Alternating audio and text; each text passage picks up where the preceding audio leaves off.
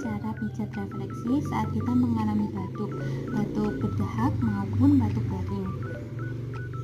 Batuk sendiri sangat mengganggu aktivitas kita saat kita belajar, saat kita bekerja, maupun kita di saat tidur pun sangat mengganggu. Di sini ada titik-titik yang akan kita pijat.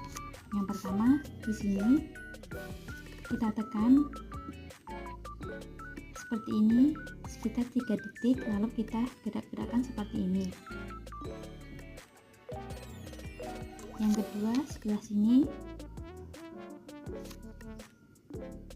kita tekan, lalu kita geser ke atas seperti ini selama 3 menit juga.